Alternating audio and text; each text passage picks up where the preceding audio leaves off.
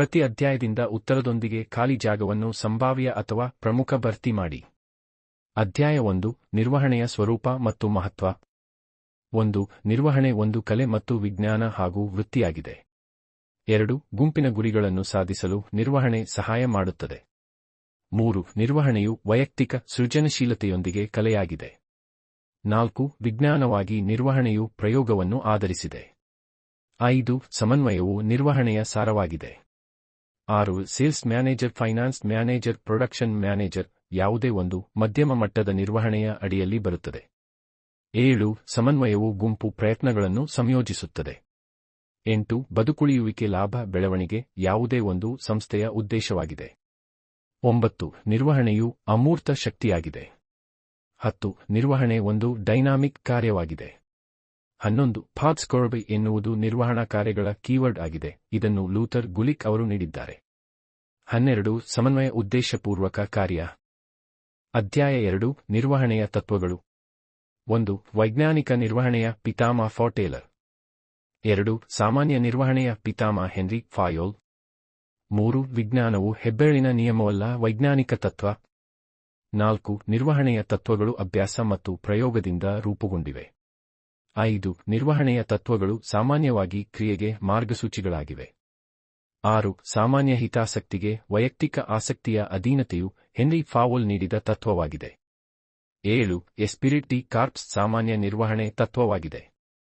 8. Taylor ಯೋಜನೆ ಮತ್ತು ಕಾರ್ಯಗತಗೊಳಿಸುವ ಕಾರ್ಯವನ್ನು ಬೇರ್ಪಡಿಸುವಿಕೆಯನ್ನು ಪ್ರತಿಪಾದಿಸಿದರು. 9. ಸರಳೀಕರಣವು ಅತಿಯಾದ ಪ್ರಭೇದಗಳನ್ನು ತೆಗೆದುಹಾಕುವ ಗುರಿಯನ್ನು ಹೊಂದಿದೆ. 10. ಪೈಪೋಟಿಯಿಂದ ಸಹಕಾರಕ್ಕೆ, ಪರಸ್ಪರ ಕಡೆಗೆ, ಕೆಲಸಗಾರ ಮತ್ತು ಆಡಳಿತದ ವರ್ತನೆಯಲ್ಲಿ ಬದಲಾವಣೆಯನ್ನು ಮಾನಸಿಕ ಕ್ರಾಂತಿ ಎಂದು ಕರೆಯಲಾಗುತ್ತದೆ. 11. ಎಫ್.ಡಬ್ಲ್ಯೂ. ಟೇಲರ್ ಡಿಫರೆನ್ಷಿಯಲ್ ಪೀಸ್ವೇಜ್ ಸಿಸ್ಟಮ್ ಅನ್ನು ಪ್ರತಿಪಾದಿಸಿದರು. 12. ಹೆನ್ರಿ ಫಾಯೋಲ್ 14 ತತ್ವಗಳನ್ನು ನೀಡಿದರು. 13. ಸ್ಕೇಲಾರ್ ಸರಪಳಿಗಳು ಅಧಿಕಾರವನ್ನು ವ್ಯಾಖ್ಯಾನಿಸುತ್ತದೆ ಮತ್ತು ಸಂವಹನವು ಮೇಲಿನಿಂದ ಕೆಳಕ್ಕೆ ಹರಿಯಬೇಕು. ಅಧ್ಯಾಯ 3 ವ್ಯಾಪಾರ ಪರಿಸರ. 1. ವ್ಯಾಪಾರ ಪರಿಸರವು ಡೈನಾಮಿಕ್ ಸ್ವಭಾವವನ್ನು ಹೊಂದಿದೆ. 2. ವ್ಯಾಪಾರ ಪರಿಸರವು ಸಂಕೀರ್ಣ ವಿದ್ಯಮಾನವಾಗಿದೆ. 3. ವ್ಯಾಪಾರ ಪರಿಸರವು ತ್ವರಿತ ಬದಲಾವಣೆಗಳನ್ನು ನಿಭಾಯಿಸಲು ಸಹಾಯ ಮಾಡುತ್ತದೆ. 4. ವ್ಯಾಪಾರ ಪರಿಸರವು ಸಂಸ್ಥೆಗಳಿಗೆ ಅವಕಾಶಗಳನ್ನು ಗುರುತಿಸಲು ಮತ್ತು ಮೊದಲ ಪ್ರಯೋಜನಗಳನ್ನು ಪಡೆಯಲು ಅನುವು ಮಾಡಿಕೊಡುತ್ತದೆ. 5. ವ್ಯಾಪಾರ ಪರಿಸರವನ್ನು ಒಳಗೊಂಡಿರುವ ಆಯಾಮಗಳು 5. 6. ಹಣದುಬ್ಬರ, ಬಡ್ಡಿದರಗಳು, ಬಿಸಾಡಬಹುದಾದ ಆದಾಯದಲ್ಲಿನ ಬದಲಾವಣೆಗಳು ಆರ್ಥಿಕ ಪರಿಸರದ ಅಡಿಯಲ್ಲಿ ಬರುತ್ತದೆ. 7. ಸರ್ಕಾರದ ನೀತಿಯಲ್ಲಿನ ಬದಲಾವಣೆಯಿಂದಾಗಿ ವ್ಯಾಪಾರ ಮತ್ತು ಉದ್ಯಮವು ಎದುರಿಸುತ್ತಿರುವ ಮಾರುಕಟ್ಟೆ ದೃಷ್ಟಿಕೋನ, ಹೆಚ್ಚುತ್ತಿರುವ ಸ್ಪರ್ಧೆಯ ಸವಾಲುಗಳು.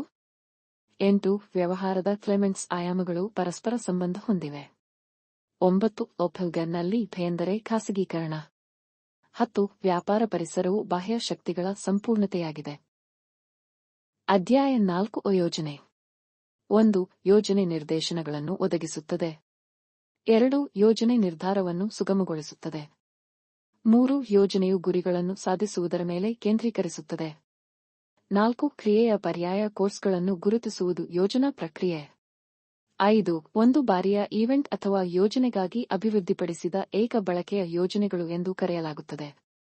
6. ಯೋಜನೆ ಅಥವಾ ಸಂಘಟನೆ ಯೋಜನೆ ಮಾನಸಿಕ ವ್ಯಾಯಾಮ.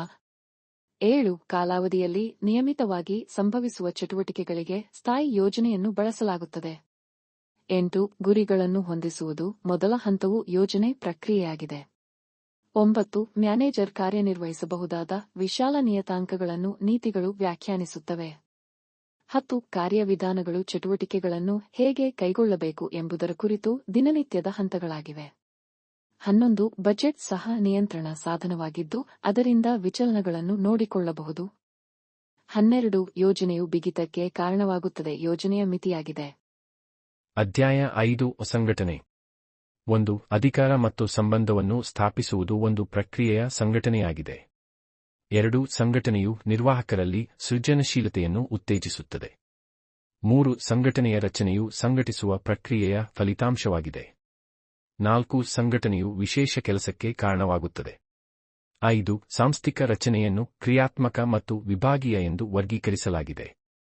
6. ದೊಡ್ಡ ಪ್ರಮಾಣದ ಉತ್ಪನ್ನಗಳನ್ನು ತಯಾರಿಸುವ ವ್ಯಾಪಾರ ಉದ್ಯಮಗಳಿಗೆ ವಿಭಾಗೀಯ ರಚನೆಯು ಸೂಕ್ತವಾಗಿದೆ. 7 ಉದ್ಯೋಗಿಗಳ ನಡುವೆ ಸಾಮಾಜಿಕ ಸಂಬಂಧಗಳ ಜಾಲವನ್ನು ಅನೌಪಚಾರಿಕ ಸಂಸ್ಥೆ ಎಂದು ಕರೆಯಲಾಗುತ್ತದೆ.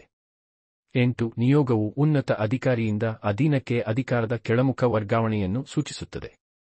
9 ಹೊಣೆಗಾರಿಕೆಯು ನಿಯೋಗದ ಅಂಶವಾಗಿದೆ. 10 ಜವಾಬ್ದಾರಿಯು ನಿಯೋಜಿತ ಕೆಲಸವನ್ನು ಮಾಡಲು ಅಧೀನದ ಬಾಧ್ಯತೆಯಾಗಿದೆ. 11 ಪರಿಣಾಮಕಾರಿ ನಿಯೋಗವು ನಿರ್ವಹಣೆಗೆ ಕಾರಣವಾಗುತ್ತದೆ. 12 ಅಧಿಕಾರವು ಔಪಚಾರಿಕ ಸ್ಥಾನದಿಂದ ಹುಟ್ಟಿಕೊಂಡಿದೆ. 13 ಹೊಣೆಗಾರಿಕೆಯು ಜವಾಬ್ದಾರಿಯಿಂದ ಉಂಟಾಗುತ್ತದೆ. 14 ಕೇಂದ್ರೀಕರಣದ ಅಡಿಯಲ್ಲಿ ನಿರ್ಧಾರ ತೆಗೆದುಕೊಳ್ಳುವುದು ಉನ್ನತ ನಿರ್ವಹಣೆಯಿಂದ ಉಳಿಸಿಕೊಂಡಿದೆ. 15 ತ್ವರಿತ ನಿರ್ಧಾರ ತೆಗೆದುಕೊಳ್ಳುವುದು ವಿಕೇಂದ್ರೀಕರಣದ ಪ್ರಯೋಜನವಾಗಿದೆ.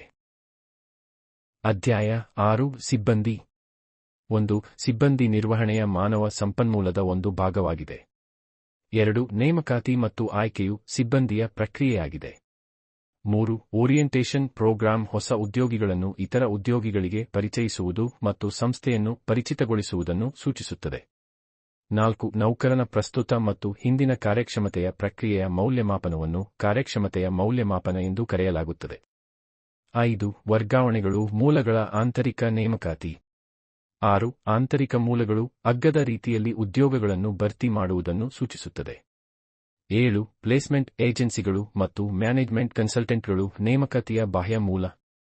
8 ಅಸ್ತಿತ್ವದಲ್ಲಿರುವ ಸಿಬ್ಬಂದಿಗಳಲ್ಲಿ ಅಸಮಾಧಾನವು ಬಾಹ್ಯ ಮೂಲಗಳ ಮಿತಿಯಾಗಿದೆ. 9 ಆಯ್ಕೆ ಪರೀಕ್ಷೆಯು ಉದ್ಯೋಗ ಪರೀಕ್ಷೆಯ ಪ್ರಕಾರವಾಗಿದೆ.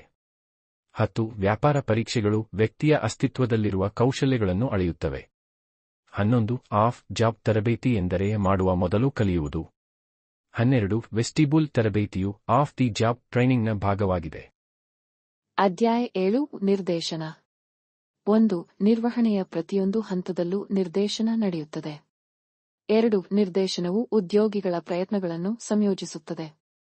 3 ಪರಿಣಾಮಕಾರಿ ನಿರ್ದೇಶನವು ಸ್ಥಿರತೆಯನ್ನು ತರಲು ಸಹಾಯ ಮಾಡುತ್ತದೆ. 4 ಕೆಲಸದ ಸರಿಯಾದ ನಿಯೋಜನೆಯು ಮೇಲ್ವಿಚಾರಣೆಯ ಒಂದು ಭಾಗವಾಗಿದೆ.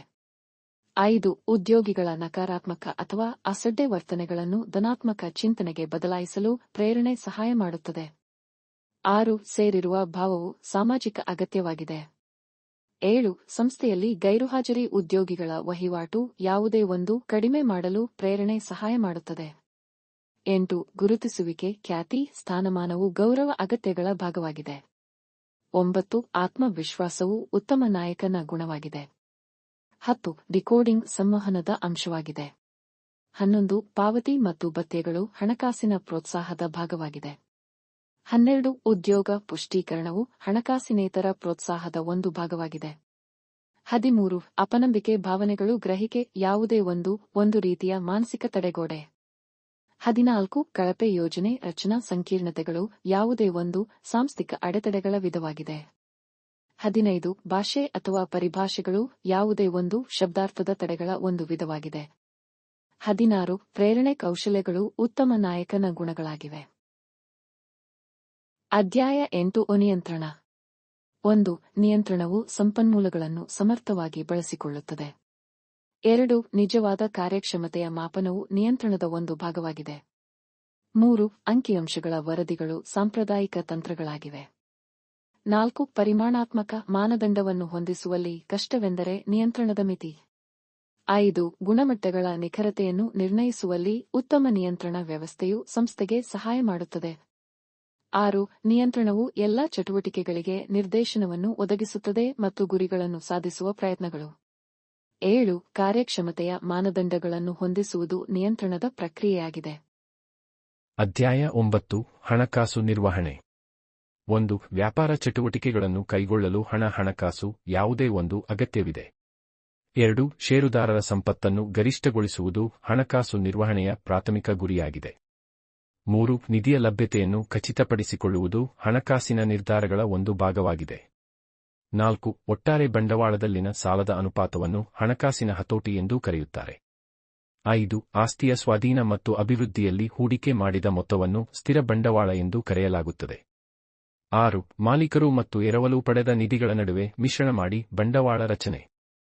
7 ಹೊಸ ಭೂಮಿ ಅಥವಾ ಕಟ್ಟಡ ಅಥವಾ ಯಂತ್ರೋಪಕರಣಗಳನ್ನು ಸ್ವಾಧೀನಪಡಿಸಿಕೊಳ್ಳುವ ನಿರ್ಧಾರ ಹೂಡಿಕೆ ನಿರ್ಧಾರಗಳು. 8 ಕಂಪನಿಯು ಗಳಿಸಿದ ಲಾಭದ ಒಂದು ಭಾಗವನ್ನು ಷೇರುದಾರರಿಗೆ ವಿತರಿಸಲಾಗುತ್ತದೆ ಡಿವಿಡೆಂಡ್ ಎಂದು ಕರೆಯಲಾಗುತ್ತದೆ. 9. ಈಕ್ವಿಟಿಯ ಮೇಲಿನ ವ್ಯಾಪಾರವು ಸ್ಥಿರ ಹಣಕಾಸು ಬದಲಾವಣೆಗಳ ಉಪಸ್ಥಿತಿಯಿಂದಾಗಿ ಈಕ್ವಿಟಿ ಷೇರುದಾರರು ಗಳಿಸಿದ ಲಾಭದ ಹೆಚ್ಚಳವನ್ನು ಸೂಚಿಸುತ್ತದೆ. 10. ವ್ಯಾಪಾರ ಚಕ್ರವು ಸಂಸ್ಥೆಯ ಕಾರ್ಯ ಬಂಡವಾಳದ ಅಗತ್ಯತೆಯ ಮೇಲೆ ಪರಿಣಾಮ ಬೀರುತ್ತದೆ. 11. ನಿವ್ವಳ ಕಾರ್ಯ ಬಂಡವಾಳ ಪ್ರಸ್ತುತ ಆಸ್ತಿಯನ್ನು ಕಳೆದು ಪ್ರಸ್ತುತ ಹೊಣೆಗಾರಿಕೆಗಳು. ಅಧ್ಯಾಯ 10. ಹಣಕಾಸು ಮಾರುಕಟ್ಟೆ. 1. ಹಣಕಾಸು ಮಾರುಕಟ್ಟೆಯು ಹಣಕಾಸಿನ ಆಸ್ತಿಯ ಸೃಷ್ಟಿ ಮತ್ತು ವಿನಿಮಯಕ್ಕಾಗಿ ಸ್ಥಳವಾಗಿದೆ. 2. ಸಿಬಿಐ ಹಣಕಾಸು ಮಾರುಕಟ್ಟೆಯ ನಿಯಂತ್ರಕ ಸಂಸ್ಥೆಯಾಗಿದೆ. 3. ಹಣಕಾಸು ಮಾರುಕಟ್ಟೆಯು ಬೆಲೆಯ ಅನ್ವೇಷಣೆಯನ್ನು ಸುಗಮಗೊಳಿಸುತ್ತದೆ. 4. ಬಂಡವಾಳ ಮಾರುಕಟ್ಟೆಯು ದೀರ್ಘಾವಧಿಯ ನಿಧಿಗಳಿಗೆ. 5. ಕಮರ್ಷಿಯಲ್ ಪೇಪರ್ಗಳು ಅಲ್ಪಾವಧಿಯ ಅಸುರಕ್ಷಿತ ಪ್ರಾಮಿಸರಿ ನೋಟ್ಗಳಾಗಿವೆ. 6. ಕರೆಹಣಕ್ಕೆ ಗರಿಷ್ಠ ಮೆಚುರಿಟಿ ಅವಧಿ 15 ದಿನಗಳು. 7. ಎಲೆಕ್ಟ್ರಾನಿಕ್ ರೂಪದಲ್ಲಿ ಸೆಕ್ಯುರಿಟಿಗಳನ್ನು ಹಿಡಿದಿಟ್ಟುಕೊಳ್ಳುವ ಪ್ರಕ್ರಿಯೆಯನ್ನು ಡಿಮೆಟೀರಿಯಲೈಸೇಷನ್ ಎಂದು ಕರೆಯಲಾಗುತ್ತದೆ. 8. ಈಕ್ವಿಟಿ ಕಲ್ಟನ್ನು ಹರಡುವುದು ಸ್ಟಾಕ್ ಎಕ್ಸ್ಚೇಂಜ್ನ ಕಾರ್ಯವಾಗಿದೆ. 9. ದ್ರವ್ಯತೆ ಮತ್ತು ಮಾರುಕಟ್ಟೆಯನ್ನು ಒದಗಿಸುವುದು ಸ್ಟಾಕ್ ಎಕ್ಸ್ಚೇಂಜ್ನ ಕಾರ್ಯವಾಗಿದೆ. 10. ಹಣದ ಮಾರುಕಟ್ಟೆಯು ಅಲ್ಪಾವಧಿಯ ನಿಧಿಗಳಿಗೆ ಸ್ಥಳವಾಗಿದೆ. 11. ಹೂಡಿಕೆದಾರರ ಹಿತಾಸಕ್ತಿಗಳನ್ನು ರಕ್ಷಿಸುವುದು ಸಿಬಿಐಯ ಉದ್ದೇಶವಾಗಿದೆ. 12. ಸಿಬಿಐ ವ್ಯಾಪಾರದ ದುಷ್ಕೃತ್ಯಗಳನ್ನು ತಡೆಯುತ್ತದೆ. 13. ಸೆಕ್ಯುರಿಟೀಸ್ ಮಾರುಕಟ್ಟೆಯ ನಿಯಂತ್ರಣ ಮತ್ತು ಅಭಿವೃದ್ಧಿ ಸಿಬಿಐ ನಿರ್ವಹಿಸುವ ಅವಳಿ ಕಾರ್ಯವಾಗಿದೆ. ಅಧ್ಯಾಯ 11. ಮಾರ್ಕೆಟಿಂಗ್. 1. ಮಾರಾಟ ಮತ್ತು ಖರೀದಿ ಚಟುವಟಿಕೆಗಳನ್ನು ಸುಗಮಗೊಳಿಸುವ ಸ್ಥಳವನ್ನು ಮಾರುಕಟ್ಟೆ ಎಂದು ಕರೆಯಲಾಗುತ್ತದೆ. 2. ಮಾರುಕಟ್ಟೆ ಮಾಹಿತಿಯನ್ನು ಸಂಗ್ರಹಿಸುವುದು ಮತ್ತು ವಿಶ್ಲೇಷಿಸುವುದು ಮಾರ್ಕೆಟಿಂಗ್ನ ಕಾರ್ಯವಾಗಿದೆ. 3. ಉತ್ಪನ್ನ ವಿನ್ಯಾಸ ಮತ್ತು ಅಭಿವೃದ್ಧಿ ಮಾರ್ಕೆಟಿಂಗ್ನ ಕಾರ್ಯವಾಗಿದೆ. 4. ಹಣದ ವಿಷಯದಲ್ಲಿ ವ್ಯಕ್ತಪಡಿಸಿದ ಉತ್ಪನ್ನದ ಮೌಲ್ಯವನ್ನು ಬೆಲೆಯಲ್ಲಿ ಪ್ರತಿನಿಧಿಸಲಾಗುತ್ತದೆ. 5. ಸರಕುಗಳ ವಿಂಗಡಣೆ ಸಂಗ್ರಹವು ಮಧ್ಯವರ್ತಿಗಳ ಕಾರ್ಯವಾಗಿದೆ. 6. ಪ್ರಚಾರವು ವೈಯಕ್ತಿಕವಲ್ಲದ ಸಂವಹನ ರೂಪವಾಗಿದೆ. 7. ಉತ್ಪನ್ನ ಬೆಲೆ ಪ್ರಚಾರ ಸ್ಥಳವು ಮಾರ್ಕೆಟಿಂಗ್ ಮಿಕ್ಸ್ ಆಗಿದೆ. 8. ಬ್ರ್ಯಾಂಡ್ ಹೆಸರು ಬ್ರ್ಯಾಂಡ್ನ ಮೌಖಿಕ ಅಂಶವಾಗಿದೆ. 9. ಲೇಬಲಿಂಗ್ ಉತ್ಪನ್ನವನ್ನು ವಿವರಿಸುತ್ತದೆ ಮತ್ತು ಅದರ ವಿಷಯಗಳನ್ನು ನಿರ್ದಿಷ್ಟಪಡಿಸುತ್ತದೆ. 10. ನೇರ ವಿತರಣಾ ಚಾನಲ್ ಅನ್ನು ಶೂನ್ಯ ಮಟ್ಟದ ಚಾನಲ್ ಎಂದು ಕರೆಯಲಾಗುತ್ತದೆ.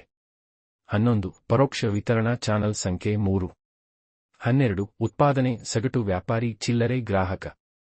13. ತಯಾರಕ ಏಜೆಂಟ್ ಸಗಟು ವ್ಯಾಪಾರಿ ಚಿಲ್ಲರೆ ವ್ಯಾಪಾರಿ ಗ್ರಾಹಕ. 14. ಜಾಹೀರಾತು ವ್ಯಕ್ತಿಗತವಲ್ಲದ ಸಂವಹನ ರೂಪವಾಗಿದೆ. 15. ಪ್ರಚಾರವು ಪಾವತಿಸದ ಸಂವಹನ ರೂಪವಾಗಿದೆ. ಅಧ್ಯಾಯ 12. ಗ್ರಾಹಕ ರಕ್ಷಣಾ ಕಾಯ್ದೆ 1986 ಟಿಪ್ಪಣಿ 2020 ರಲ್ಲಿ ತಿದ್ದುಪಡಿ ಮಾಡಲಾಗಿದೆ. 1. ಮುಕ್ತ ಮಾರುಕಟ್ಟೆ ಆರ್ಥಿಕತೆಯಲ್ಲಿ ಗ್ರಾಹಕರನ್ನು ರಾಜ ಎಂದು ಹೇಳಲಾಗುತ್ತದೆ. 2. ಖರೀದಿದಾರ ಎಚ್ಚರದಿಂದಿರಿ ಈಗ ಮಾರಾಟಗಾರ ಎಚ್ಚರದಿಂದಿರಿ ಎಂದು ಬದಲಾಯಿಸಲಾಗಿದೆ. 3. ಗ್ರಾಹಕರ ಹಕ್ಕುಗಳನ್ನು ರಕ್ಷಿಸಲು ಜಾರಿಗೆ ತರಲಾದ ಗ್ರಾಹಕ ರಕ್ಷಣಾ ಕಾಯ್ದೆ. 4. ಗ್ರಾಹಕ ರಕ್ಷಣಾ ಕಾಯ್ದೆ 1986 ರಲ್ಲಿ ಸ್ಥಾಪನೆಯಾಗಿದೆ. 5. ಗ್ರಾಹಕ ಶಿಕ್ಷಣದ ಹಕ್ಕು 1986 2020 ರ ಗ್ರಾಹಕ ಕಾಯ್ದೆಯಡಿಯಲ್ಲಿ ಗ್ರಾಹಕರ ಹಕ್ಕು. 6. ಜಿಲ್ಲಾ ಆಯೋಗದಲ್ಲಿ ಪರಿಹಾರವನ್ನು ಪಡೆಯಬಹುದು 20 ಲಕ್ಷ ರು. 2020 ರಲ್ಲಿ ತಿದ್ದುಪಡಿ ಮಾಡಲಾಗಿದೆ 1 ಕೋಟಿ ರು. 7. ರಾಜ್ಯ ಆಯೋಗದಲ್ಲಿ ಪರಿಹಾರವನ್ನು ಪಡೆಯಬಹುದು 1 ಕೋಟಿ ರು. 2020 ರಲ್ಲಿ ತಿದ್ದುಪಡಿ ಮಾಡಲಾಗಿದೆ 1 ಕೋಟಿ ರು. 10 ಕೋಟಿ ರು.